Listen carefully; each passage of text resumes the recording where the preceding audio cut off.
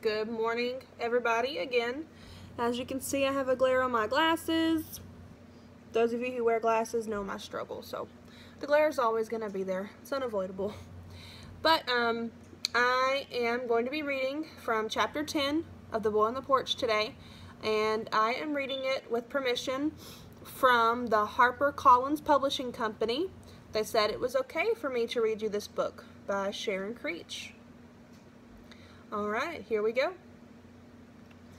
The road at the end of their drive was not heavily traveled, and only rarely did a vehicle turn onto their property, usually with a driver who was lost and seeking directions. John and Marta used to welcome these interruptions into the sameness of their days, but now they were very wary of intrusions. Alert to the sound of cars or trucks on the road, wondering if this next one would bring back the people. But on the fourth day of the child's stay, John said, "This is not right, Marta. We must let someone know the boy is here." Marta knew this. She knew the boy would have to leave, but so soon? "Marta, you don't think he was kidnapped, do you?" "Kidnapped? But then why would he be dropped off here?" "Well then, maybe the people who dropped him off got lost coming back to get him. Maybe they couldn't find us again." And so that day, as Marta and the boy made their way to the barn to feed the animals, John set off down the winding road to town once more. This time, in the general store, as John was paying for his purchases, he asked the owner, Shep Martin, if there had been any talk of a lost boy. "What kind of lost boy would you be talking about?" Shep asked. Shep was a thin, bald-headed man with a pot belly that hung over his belt like a sack of feed. He didn't like using two words, where 10 or 12 might do. "Would you be talking about a teenage kind of boy wandering around drunk and can't find a stupid way home? Or would you be talking about a younger sort of squirt who ran away, or younger?" "Can't say as I've heard anybody talking about that, no, I can't. Except for maybe Vernie's grandson. You know the one I mean? The red-headed one with the tattoos? Lord knows why a person would mess up his skin like that. Is Vernie's grandson lost?" "Lost in the head, that's what Vernie says. Is that the kind of lost boy you mean?" "No." "Would you be looking for a lost boy? What do you need with a lost boy?" John scooped up his purchases and waved away the questions. "Naw, Shep, I thought I heard somebody mention it. I must have misunderstood. Maybe they were talking about, lost parents. You hear anything about lost parents?" "Lost parents? Would you be looking for lost parents? Why, naw, Shep, naw. Bye now." From there, John drove to the sheriff's office, but sat in his truck for 10 minutes before mustering the will to enter. Inside, he scanned the most wanted posters and the handwritten notices tacked to the bulletin board.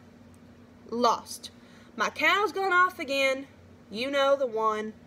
Yearney. No dumping in the church dumpster. We mean it. Found. 2 black kittens by the creek. I'll keep them if you don't want them back, and I know you don't, or you wouldn't have dumped them in there in the first place. Darlene." Darlene, who also happened to be the sheriff's receptionist, asked John what he was looking for. "Thought I heard tell of a lost boy," John said. "You lose a boy or find a boy?" John had not expected such a direct question. "I saw a boy." "Well, honey, haven't we all? Haven't we all?" John turned to leave. "Saw a boy the other day, looked lost, but if nobody's looking for a lost boy, I must have been mistaken." "Lots of boys look lost." John was relieved to leave town. He made an honest effort, not the biggest effort. It was true, but he'd tried. "Don't tell me if it's bad news," Marta said. Is it bad?"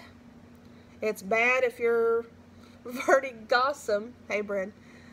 Now he's lost his cow." But it's good if you're hoping no one has reported a lost boy." "No one has reported seeing him missing?" "That's right. And I also asked about lost parents, but there don't seem to be any of those either. Where's the boy, Jacob?" Now, up with the goats. I've just come down to get us a snack. John, we have something to show you. You are not going to believe your eyes. Up in the barn, the boy was at one end, wielding a 2-inch paintbrush. At his feet were 2 half-used cans of paint. On the wall, he had painted a tall blue tree with a white swing. All around the tree were swirls of blue like bubbles floating in the air. I didn't do any of it, Marta said proudly. He did it all. A blue tree? John and Marta owned 2 cows. Quit. Received in payment for helping Vernie Gossam build an addition to his house, and a calf that was born about the same time as the baby goats. The elder cows were docile creatures, swinging their big heads slowly as they ate. The calf was still wobbly-legged, like the baby goats, and often the calf and goats would wobble and gamble around the pasture, bashing into each other clumsily. Like their beagle, the cows and goats, cats and kittens did not have names. Marta had thought this a little odd, but John had told her it felt silly to give them names. You'd run out of names if you named every animal, he said. On the morning after John had been to town again, he and Marta heard the low mooing of a cow. But they knew instantly it was not their own, and besides, the sound was not coming from the barn or the pasture. It was drifting up from the road. It's probably Vernie's wandering cow, John said, putting on his boots. If it is, you get that cow away from here, John. We don't want nosy Vernie poking around. From the curve, halfway down the drive, John could see the fence and the road just beyond. What the? The cow was near the road, as he'd suspected, but it wasn't roaming loose. It was tied firmly to his fence. John looked up and down the road. He examined the cow, a sturdy one, well-fed with a sleek coat and bright eyes. He'd seen Vernie's cow, and this wasn't it.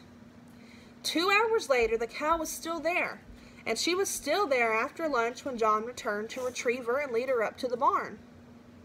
To Marta, he said, "Looks like we've got more company." 2 years earlier, when John and Marta had found the beagle lying in the shade on their porch, they hadn't thought much about how it came to be there. It had no collar, its ribs shone through its dusty coat, and they assumed the dog to be another stray from an unwanted litter. They didn't expect the dog to stick around, but it did.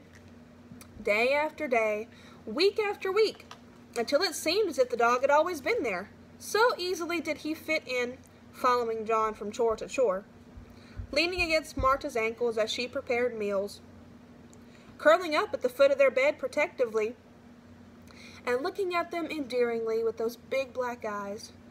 When John and Marta had found the boy on the porch, they were curious, naturally, as to why he was there, and they hadn't expected him to stay, not at first.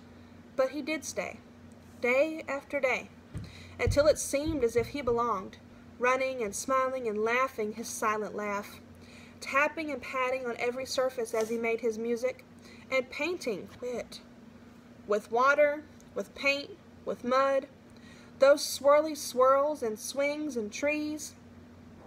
And now there was a new cow, and of course there is no comparison really between a child and a cow, except that both, like the beagle, had found their way to John and Marta's, whether by accident or intention, and John and Marta, in their quiet way, accepted these new additions. The 3 foundlings, beagle, boy, and cow, formed an easy alliance, glomming onto each other like old pals. The beagle would lead the way across the pasture, and Jacob would climb up on the cow and ride along as the cow followed the dog to a shady spot. There the boy might gather rocks and pile them against the fence, and either rap at them with a stick, or if there was mud nearby, paint designs on them with his finger as a brush. The beagle would circle, sniffing, and the cow would munch the grass or simply stand sleepily eyeing the boy and the dog. John and Marta might have expected, if they'd thought about it, that the boy would more likely adopt the young goats or calf as his companions. And although he did romp with them too, he spent more time with the cow and the dog. One morning, John and Marta stood in the barn doorway watching the boy, the beagle, and the cow, who were gathered a short distance away. John had just commented that he wished the boy would talk, that the silence was making John uneasy. He was worried that the boy might need something and be unable to communicate that need to them. Marta had been having the same worries, but now, watching the boy, the beagle, and the cow, she noticed a pattern in the way they interacted. "John, look at that, they're having a conversation." John was skeptical. The beagle and the cow? The beagle, the cow, and the boy. That tapping and patting he's been doing, he has his own language there, I think, and the cow and the dog understand it. And Beagle, the way he lifts his head up and down as if he means to bark. And the cow, she too moves her head up and down and murmurs in response. "Oh, Marta, I don't think that can possibly be. That's ridiculous. Watch." And so they watched, and it was as Marta said. The boy tapped on the fence, the dog barked in silence, flapping his mouth open and closed.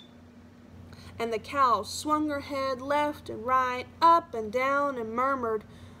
The boy tapped the cow's nose and the beagle's nose. The dog flapped his jaws, and the cow murmured. "We have been so stupid," Marta said. "All the while the boy has been talking to us, and we never even knew it." All right, we are to chapter 14 for the day. And my question is, you can answer this in the comments below on Classroom.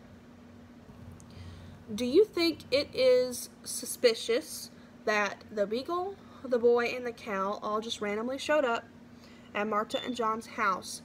And also, where do you think these three came from? Do you think they're connected? See you tomorrow.